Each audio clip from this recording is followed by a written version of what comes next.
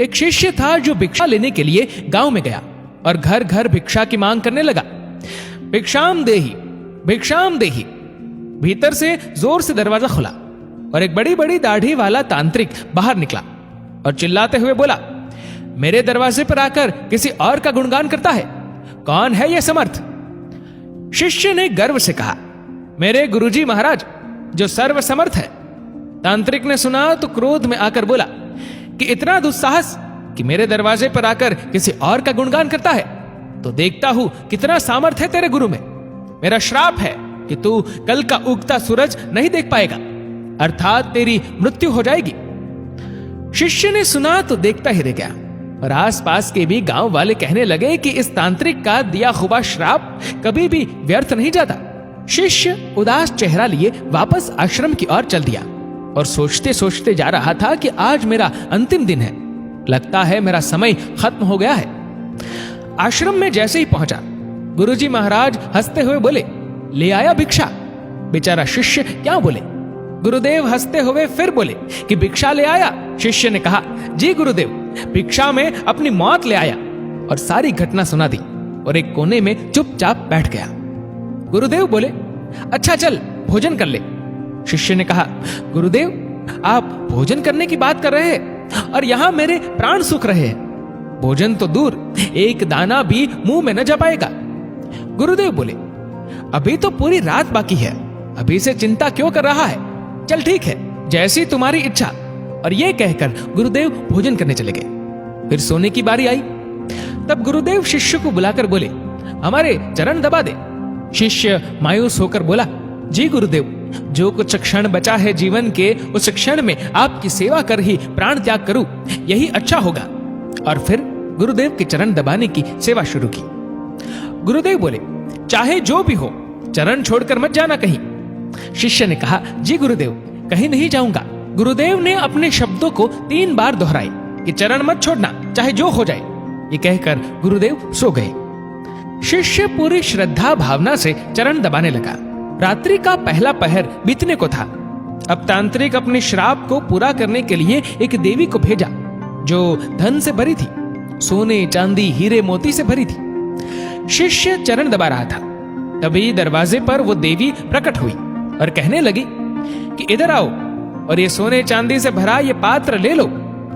शिष्य भी बोला, जी मुझे लेने में कोई परेशानी नहीं है, लेकिन क्षमा करें, मैं वहां पर आकर नहीं ले सकता हूं। अगर आपको देना ही है तो यहां पर आकर दे दीजिए। वो देवी सुनी तो कहने लगी कि नहीं नहीं, तुम्हें यहां आना होगा, देखो कितना सारा है। शिष्य बोला, नहीं, अगर देना है तो यहीं आ जाइए। तांत्रिक अपना पहला पासा असफल देख दूसरा पासा फेंका। रात्रि का दूसरा पहर बीतने को था। शिष्य गुरु महाराज जी के चरण दबाने की सेवा कर रहा था। तांत्रिक ने इस बार मारने के लिए उस शिष्य की मां का रूप बनाकर भेजा।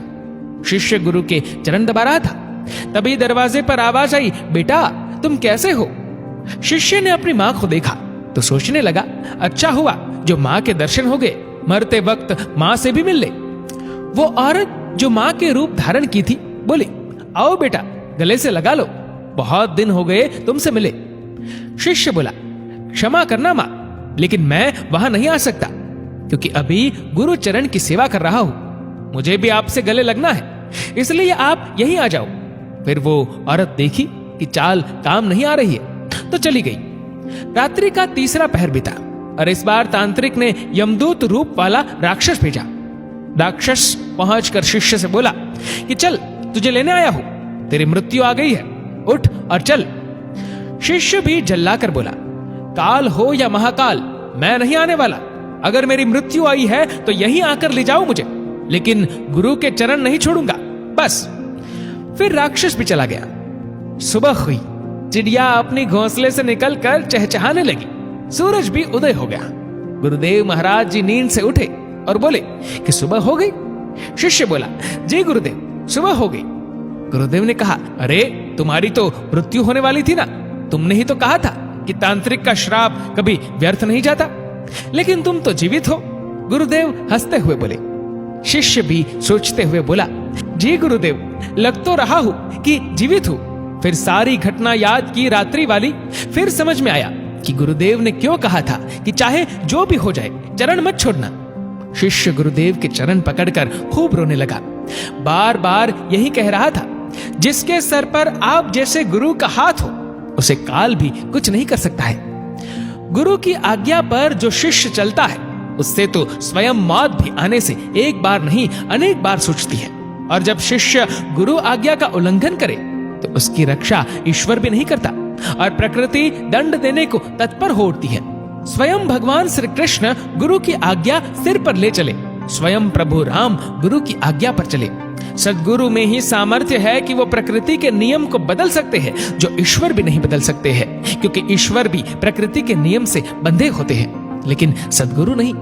दोस्तों, इस वीडियो को लेकर आपकी क्या राय है नीचे कमेंट करके जरूर बताएगा। और अगर आपको वीडियो अच्छा लगा हो तो इस वीडियो को लाइक करेगा, शेयर करेगा ज्यादा से ज्यादा लोगों तक। और ऐसी ही और भी स्पिरिचुअल कहानियों के लिए हमारे चैनल को आज ही सब्सक्राइब करिए और हमारे फेसबुक पेज को आज ही फॉलो करें। धन्यवाद।